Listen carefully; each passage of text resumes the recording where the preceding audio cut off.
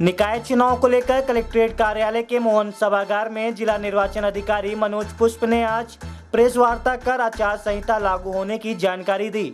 उन्होंने बताया कि राज्य निर्वाचन आयोग द्वारा पंचायत चुनाव के साथ अब नगरीय निकाय चुनाव की तारीखों का ऐलान हो गया है, जिसके साथ ही अब रूरल एरिया के साथ अर्बन एरिया में भी आदर्श आचार संहिता लागू कर दी गई है, जिसके पालन को लेकर सभी संबंधित अधिकारियों को जरूरी दिशा निर्देश दिए जा चुके हैं।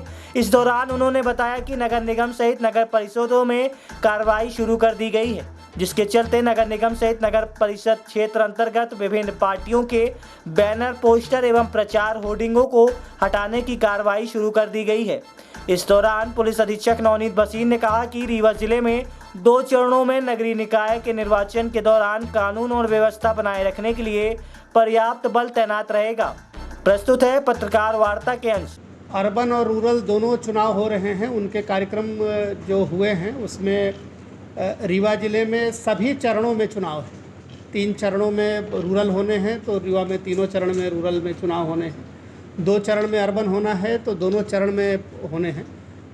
जो रीवा नगर निगम का चुनाव है वो पहले चरण में है और बाकी चुनाव जो है वो दूसरे चरण में है। हम लोग जो विशेष जानकारी है उन सभी को आपको फोल्डर के माध्यम से आपको दे दिया गया है। आदर्श आचरण संहिता अब पूरे ज़िले में लागू हो गई है, जो अभी तक केवल रूरल में लागू थी। अर्बन की घोषणा होने के बाद अर्बन में भी लागू हो गई है। संपत्ति विरूपण अधिनियम को सख्ती से लागू करने के लिए हम लोगों ने प्रक्रिया प्रारंभ भी कर दी है और आप लोग देख रहे होंगे कि अर्बन बॉडी में भी और रूरल बॉडी में भी संपत्ति विरूपण के जो केसेज हैं उसमें सख्ती से कार्रवाई हो रही है। जो लाइसेंस निलंबन किया गया है तो उसके रेफरेंस में जो बंदूकें हैं और अस्त्र शस्त्र है उनको जमा कराने का काम बड़े पैमाने पर कर रहे हैं हम लोग। जो पुराने केसेज हैं चुनाव से संबंधित मामलों के, उनको परमानेंट निपटाने की एक तो कोशिश चल रही है और दूसरा उसमें बंध पत्र करने के लिए लोगों को मौके पर जाकर पुलिस और मजिस्ट्रेट की टीम जा रही है, ग्रामीण क्षेत्रों में भी और शहरी क्षेत्रों में भी। ये प्रिवेंटिव सेक्शन की कार्रवाइयाँ और जो चुनाव के समय विशेष रूप से जिन कानूनों का हम लोग उपयोग करते हैं उनका इस तरीके से प्रयोग किया जा रहा है ताकि चुनाव शांतिपूर्ण ढंग से और व्यवस्थित तरीके से हो।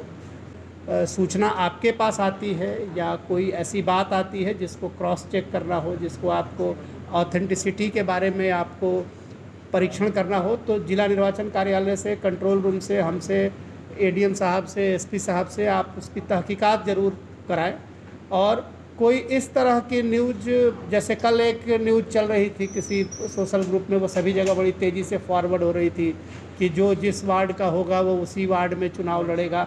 इस तरह की चीज़ों को फॉरवर्ड बिना परीक्षण किए हुए न हो, इस पर आप सभी की मदद की ज़रूरत पड़ेगी, क्योंकि सोशल मीडिया आज की तारीख में बहुत बड़ा टूल हो गया है और इसमें बहुत सारे कन्फ्यूज़न पैदा होने की संभावनाएं हो जाती है वो एक्टिवेट हो जाएगी, उसका गठन किया जा चुका है।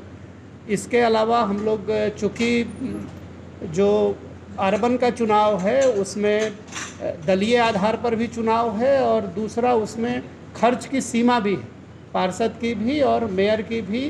तो इस स्थिति में जो उससे रिलेटेड विंग हैं वो भी सक्रिय रहेंगी।